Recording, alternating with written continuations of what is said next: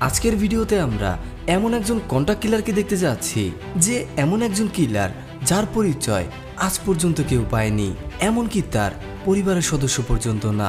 পাশাপাশি সে এমন advance ওয়েপনগুলোকে use করত যেটা আমেরিকান বড় বড় এজেন্টদেরও কল্পনার বাইরে। এমনকি তার সকল কন্ট্রাক্টগুলো শুধুমাত্র ডার্ক ওয়েবের মাধ্যমে হয়, যার মজুরি 100 মিলিয়নের উপরে। তো বোঝাই যাচ্ছে সে কত বড় একজন কিলার। মুভির প্রত্যেকটা মুহূর্তে আমাদের সামনে বিভিন্ন প্রশ্ন এসে দাঁড়াবে, যেটা আমরা ধীরে ধীরে বুঝতে পারবো। এই জন্য এক মুহূর্ত মিস করা যাবে না, যাতে কোনো কিছু মিস না হয়ে যায়। এই জন্য এখনই লাইক সাবস্ক্রাইব করে ফেলো। তো যাওয়া যাক মুভির স্টোরিতে। মুভির শুরুতে আমরা একজন বয়স্ক লোককে দেখি যে আয়নার সামনে দাঁড়িয়ে একই জিনিস বারবার বলার চেষ্টা করছে। কিছুক্ষণের মধ্যেই আমরা এটা জানতে পারি সে যার মতো করে কথা বলছে তাকে সে কিছুক্ষণ আগে হত্যা করেছে। দুজনকে দেখতে একই রকমের লাগছিল। কিছুক্ষণের মধ্যেই আমরা তাকে ওই অফিসটার মধ্যে দেখি যেখানে ওই বয়স্ক লোকটা কাজ করে। কিন্তু সে যখন অফিসটার মধ্যে যায় তখন আমরা সেখানকার সিকিউরিটি গার্ডদেরকে দেখি যারা তাকে কোনো রকম সন্দেহ করে না, কারণ সে এমনভাবে ছদ্মবেশ নিয়েছিল দেখে বোঝারই উপায় নেই সে আসল নাকি নকল। এমনকি সে ভেরিফাই পর্যন্ত করে ফেলে। এরপর সে সোজা দ্বিতীয় তলার দিকে চলে যায়। তখন সে ভ্যাকিউমটাকে অন করে দেয় এবং অস্ত্রটাকে সেট আপ করতে থাকে। কিন্তু যখনই সেখানে একজন লেডি অফিসার আসে, কিলার তাকে কোনো রকম সুযোগ দেয় না এবং তাকে সেখানেই শেষ করে দেয়, যার ফলে কিছুক্ষণের মধ্যেই পুরো জায়গাটা রণক্ষেত্রে পরিণত হয়। তখনই আমরা ওই লোকটাকে দেখি যাকে সে মারার জন্য এসেছে। সে তখন কোনো রকমে সেখান থেকে পালায়। অন্যদিকে আমরা কিলারকে দেখি যে তাকে কোনো রকম ফায়ার করে না এবং ওই সময়টার জন্য অপেক্ষা করছে যখন সে রেঞ্জের মধ্যে আসবে। যখনই সে তার রেঞ্জের মধ্যে আসে, কিলার সরাসরি তার উপর ফায়ার করে, কিন্তু বুলেটটা সোজা পায়ের মধ্যে গিয়ে লাগে। কিন্তু কিলার তার উপরে আর কোনো গুলি করে না। সে কেন এরকমটা করলো সেটা আমরা পরবর্তীতে বুঝতে পারবো। কিছুক্ষণের মধ্যেই পুলিশেরা সেখানে আসে। কিলার তখন কোনো রকমে বেলকনিতে যায় এবং নিচের দিকে স্মোক গ্রেনেড ছুঁড়ে মারে। যখনই চারদিকে একেবারে ধোঁয়ায় আচ্ছাদিত হয়, কিলার সোজা নিচের দিকে নেমে আসে এবং মুহূর্তেই অদৃশ্য হয়ে যায়। পরবর্তীতে আমরা তাকে একটি হোটেলের মধ্যে দেখি, আর এখানেই আমরা তার আসল চেহারাটাও দেখি, যার নাম হচ্ছে জ্যাকাল। তাকে দেখে বোঝারই উপায় নেই সে এত বড় একজন কিলার। কয়েক ঘন্টার মধ্যেই তার এই হামলার খবরটা পুরো জার্মানিতে ছড়িয়ে পড়ে, কারণ সে যার উপরে হামলা করেছিল সে আর অন্য কেউ নয়, বরং এখানকারই সবচাইতে বড় পলিটিক্যাল লিডারের ছেলে। লিডার তখন তার ছেলেকে দেখার জন্য হসপিটালের দিকে যায়। অন্যদিকে কিলার তার জন্যই অপেক্ষা করছে, কারণ এই সব কিছু তারই বানানো একটি প্ল্যান। কারণ তার মেন টার্গেটই হচ্ছে সে। লিডার যখনই হসপিটালের মধ্যে আসবে, কিলার তাকে সেখানেই শেষ করে ফেলবে। সে তখন তার সুটকেসটাকে বের করে এবং কিছুক্ষণের মধ্যেই পুরো সুটকেসটাকেই একটি স্নাইপারে রূপান্তরিত করে। অন্যদিকে সুটকেসটা এমনভাবে বানানো কেউ বুঝতেই পারেনি এটার ভেতরে এত ভয়ানক একটি অস্ত্র। কিছুক্ষণের মধ্যেই পুরো স্নাইপারটা তৈরি হয়ে যায়। আসলে তাকে দেখে যেমনই মনে হোক না কেন সে আসলে কতটা বুদ্ধিমান এখানে আমরা সেটা ভালোভাবে বুঝতে পারি। কিছুক্ষণের মধ্যেই লিডারও সেখানে আসে। তার নিরাপত্তার জন্য চারদিকে প্রচুর পরিমাণে সিকিউরিটি, এমনকি বেশ কয়েকজন স্নাইপারকেও দেখা যায়। কিন্তু পৃথিবীর কোনো কিছুই জ্যাকালকে থামাতে পারে না। সে যখনই তার রেঞ্জের মধ্যে আসে, জ্যাকাল তাকে সেখানেই শেষ করে দেয় এবং এক মুহূর্ত সময় নষ্ট না করে সে তার স্নাইপারটাকে আবারও সুটকেসে রূপান্তরিত করে এবং একটি টাইম বোমা রেখে সোজা নিচের দিকে নেমে যায়। কিন্তু যখনই সে গাড়িটাকে নিয়ে রাস্তার মধ্যে আসে, তখন আমরা সেখানকার অফিসারদেরকে দেখি যারা দ্রুত ওই হোটেলটার মধ্যে যায়। এভাবেই সে অন্য একটি বেসমেন্টের মধ্যে আসে এবং তার গাড়িটাকে চেঞ্জ করে নিজের গাড়িটাকে নিয়ে আবার অদৃশ্য হয়ে যায়। কিন্তু কিছুক্ষণের মধ্যেই সে যেই গাড়িটাতে করে এসেছিল সেটার ভয়াবহ একটি বিস্ফোরণ হয়। অন্যদিকে তার রুমের ভেতরে যখনই অফিসাররা প্রবেশ করে সেখানেও ভয়াবহ একটি বিস্ফোরণ হয়। কয়েক ঘন্টার মধ্যেই তার এই হামলার খবরটা পুরো পৃথিবীর মধ্যে ছড়িয়ে যায়। তখনই আমরা MI6 এর হেডকোয়ার্টারকে দেখি, যেখানকার অফিসাররা এই ঘটনাটাকে শুনে একেবারেই চমকে যায়, কারণ এত দূর থেকে এত পারফেক্ট নিশানা লাগানো এটা কোনোভাবেই সম্ভব না।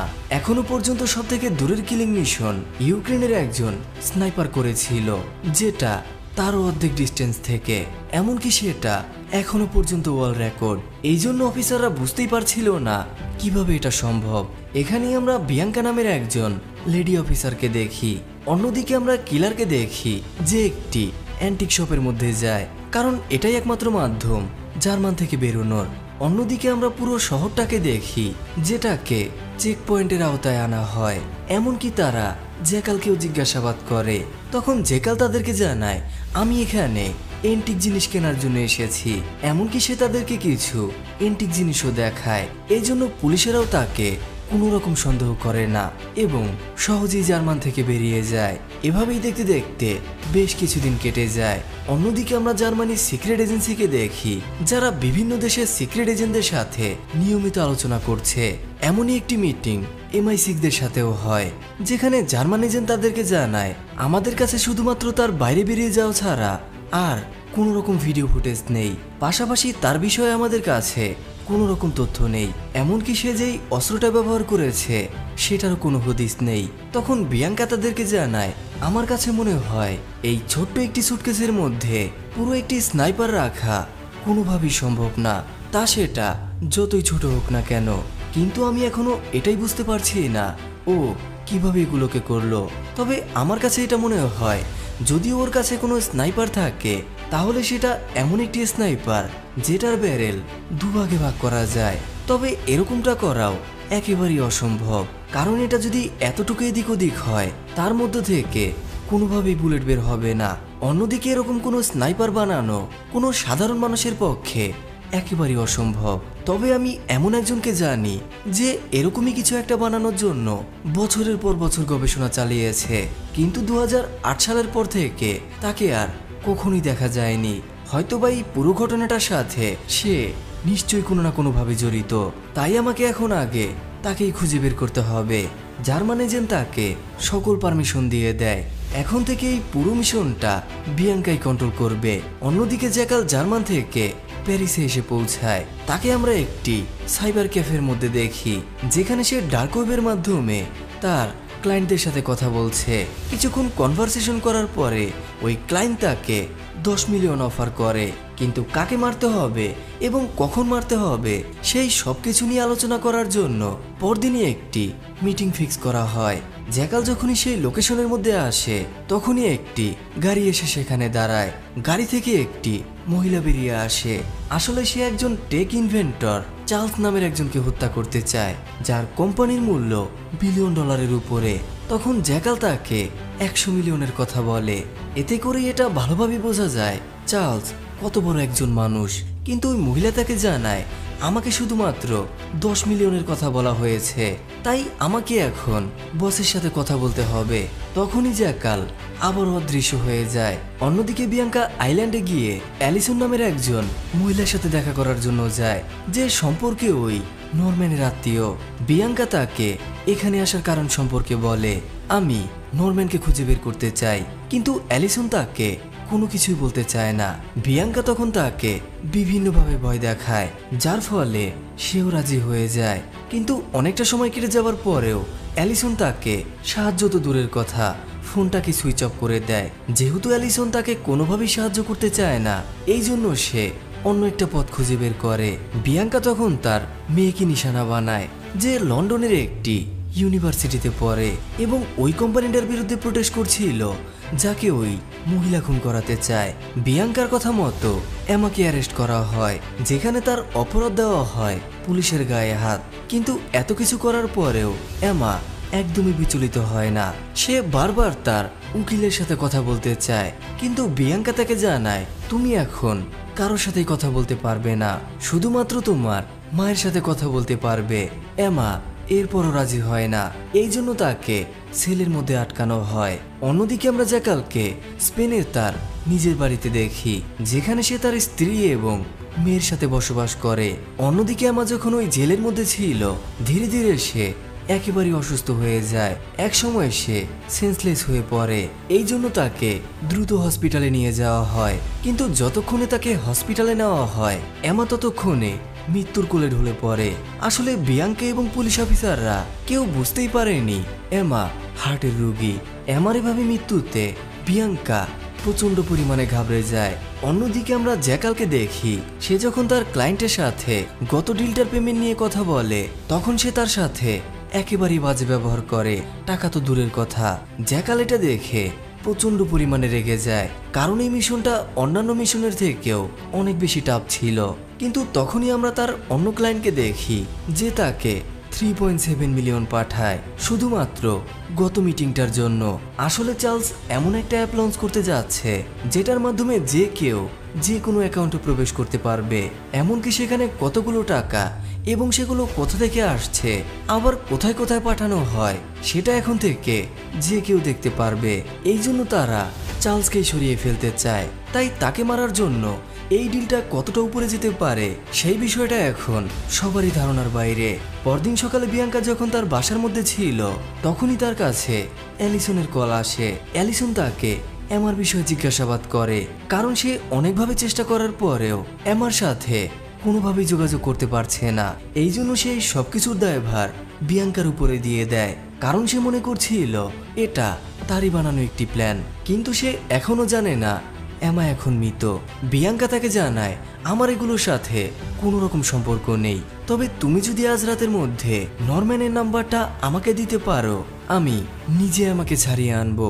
অন্যদিকে আমরা জ্যাকালকে দেখি যে একটি পার্টির অ্যারেঞ্জ করে, কারণ আজ তার মেয়ের বার্থডে। যখনই সে তার পরিবারের সাথে বার্থডেটা সেলিব্রেট করছিল তখনই তার কাছে পেমেন্টের নোটিফিকেশন আসে। যখন সে তার অ্যাকাউন্টটা চেক করে তখন আমরা ওই ক্লায়েন্টকে দেখি যে তাকে আবারও 3.7 মিলিয়ন পাঠায়। তার মানে তারা আরও একবার কথা বলতে চায়। জ্যাকাল তখন তার পরিবারের কাছে আসে এবং তাদেরকে জানায় আমাকে এক্ষুনি দেশের বাইরে যেতে হবে। তার পরিবারের লোকেরা তার উপরে প্রচন্ড পরিমাণে রেগে যায়, কারণ সে কি এমন কাজ করে যার জন্য সে তার মেয়ের সাথে সময় কাটাতে পারে না। কিন্তু জ্যাকাল এটা ভালো করেই জানে যদি সে এই কাজটা করতে পারে তাহলে তাকে আর কোনো কাজই করতে হবে না। তখন আমরা তার স্ত্রীকে দেখি যে তাকে এয়ারপোর্টে ছাড়ার জন্য আসে। অ্যালেক্স একদিক দিয়ে এয়ারপোর্টের মধ্যে ঢোকে এবং কিছুক্ষণের মধ্যেই আরেক পাশ দিয়ে বাইরে বেরিয়ে যায় এবং ট্যাক্সিতে করে তার এক বিশেষ লকারের মধ্যে আসে যেখানে তার সকল পাসপোর্টগুলো রাখা। অন্যদিকে আমরা তার স্ত্রীকে দেখি যে ও ঠিক ওই এরিয়ার মধ্যে ফুল কেনার জন্য আসে। যখনই সে তার গাড়িতে করে বাড়ির দিকে যাচ্ছিল তখনই সে জ্যাকালকে অন্য একটি ট্যাক্সির মধ্যে দেখে। নুরি এটা দেখে প্রচন্ড পরিমাণে চমকে যায়, কারণ সে বুঝতেই পারছিল না জ্যাকাল কেন তাকে মিথ্যা বলল। নুরি তখন তার পরিবারকে এটা জানায়। অন্যদিকে আমরা অ্যালিসনের স্বামী ল্যারিকে দেখি যে এখন তার মেয়েকে নিয়ে অনেক বেশি চিন্তিত। অ্যালিসন তাকে বলে তুমি কেন তোমার ভাইয়ের সাথে যোগাযোগ করছো না, হয়তোবা এখন ওই আমাদেরকে সাহায্য করতে পারে। ল্যারি তাকে জানায় আমি ওকে বেশ কয়েকবার কল করেছি কিন্তু ও কলটাকে রিসিভ করছে না। অ্যালিসন তো এটা জানার জন্য অপেক্ষা করছিল। সে সারাটা দিন চেষ্টা করতে থাকে ফোনটাকে চেক করার, যেহেতু সে কোনোভাবেই ফোনটাকে চেক করতে পারছিল না এই জন্য সে তাকে একটি বারের মধ্যে নিয়ে যায় এবং সুযোগ বুঝে তার ফোনের স্ক্রিন থেকে নরম্যানের নাম্বারের ছবিটা তুলে নেয় এবং সাথে সাথে বিয়াঙ্কার ফোনে পাঠায়। বিয়াঙ্কা তখন তার টিম মেম্বারদেরকে বলে তোমরা এই নাম্বারটার সকল ইনফরমেশন খুঁজে বের করো। অন্যদিকে আমরা জ্যাকালের ক্লায়েন্টকে দেখি যে জ্যাকালের জন্য অপেক্ষা করছে, কিন্তু জ্যাকাল সেটা একেবারে গোপনীয়তার সাথে করে। এমনকি সে যখন তার সাথে দেখা করার জন্য যায় জ্যাকাল তাকে জানায় কোনোভাবেই আমার চেহারার দিকে তাকানো যাবে না। এভাবেই তারা তাদের মিটিংটাকে আরম্ভ করে।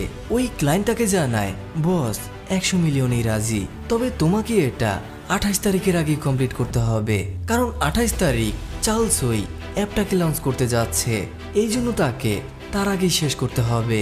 জ্যাকাল যেহেতু তাড়াহুড়ো করে কোনো কাজই করে না, অন্যদিকে যেহেতু এই ডিলটা অনেক বিগ বাজেটের ছিল এই জন্য সেও রাজি হয়ে যায়। 20 মিলিয়ন অ্যাডভান্স এবং 80 মিলিয়ন কাজ করার পরে এভাবেই ডিলটা ফাইনাল করা হয়। চার্লস এবং তার নিজের নামের দুটো কোডনেম তাদেরকে জানায় যাতে কেউ তাদের উপরে কোনোভাবে সন্দেহ করতে না পারে। অন্যদিকে বিয়াঙ্কা বেলারুশে এসে পৌঁছায়, কারণ নরম্যানের লোকেশন এখানেই দেখাচ্ছিল। সে তখন তার টিমটাকে নিয়ে লোকেশনের উদ্দেশ্যে আসে। দেখতে দেখতে কয়েক ঘন্টার মধ্যেই তারা একটি ঘন জঙ্গলের মধ্যে চলে যায়।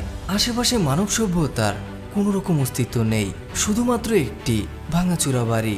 তারা যখন এই ঘরটার মধ্যে ঢোকে তখনই সেখানে ভয়াবহ বিস্ফোরণ হয় এবং কিছুক্ষণের মধ্যেই নরম্যানও তাদের উপরে অতর্কিত হামলা করে। দেখতে দেখতে বিয়াঙ্কার দুজন সদস্যই মারা যায়।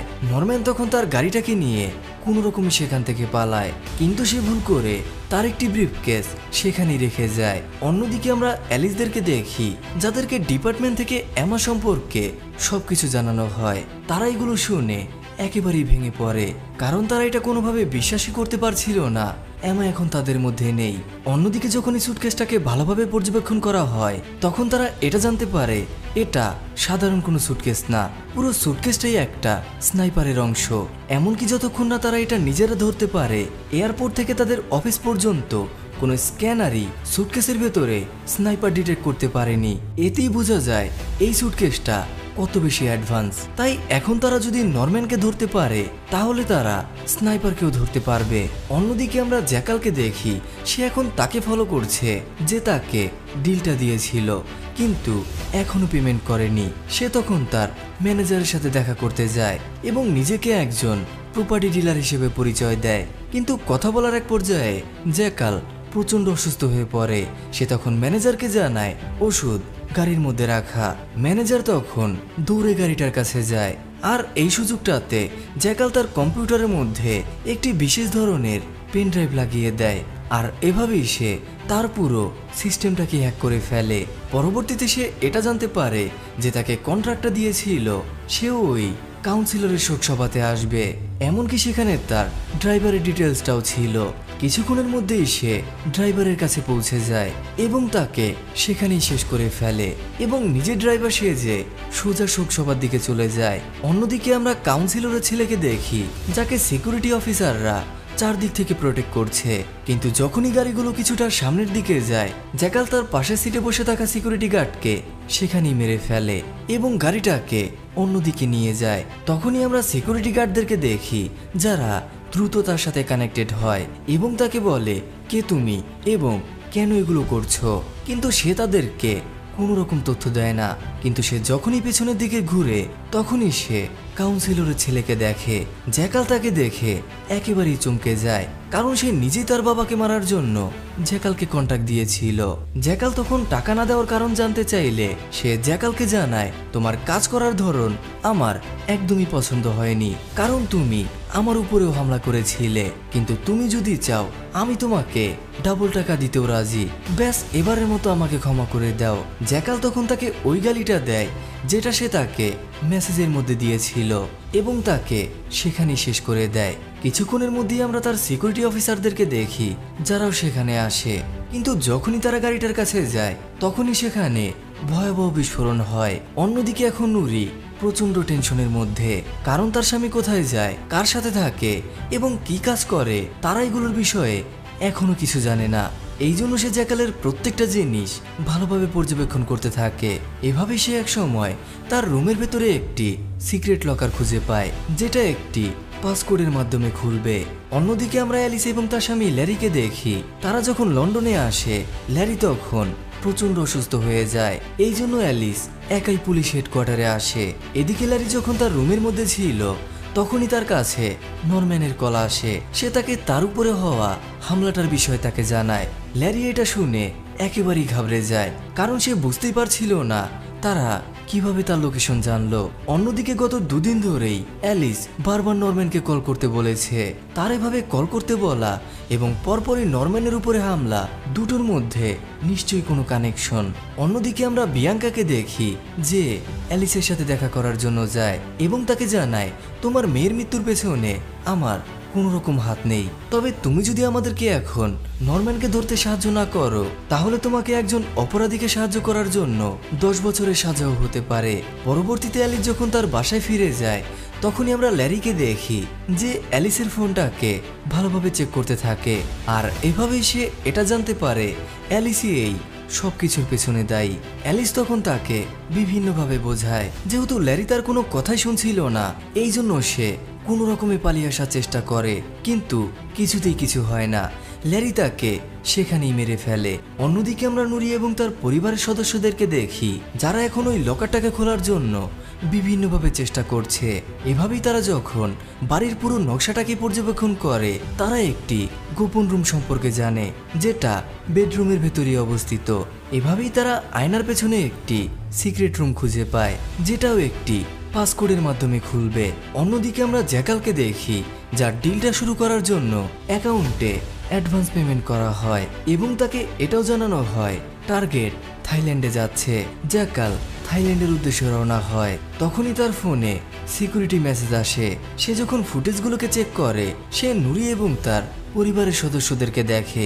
অন্যদিকে তারা এই রুমটাকে দেখে প্রচণ্ড পরিমাণে চমকে যায়। এদিকে আমরা জ্যাকালকে দেখি যে এটা চিন্তা করছে তারা এখন তার বিষয়ে কি ভাবছে। যেহেতু সে অন্যমনস্ক ছিল, এই জন্য সে একটি ট্রাকের পেছনে ধাক্কা দেয়।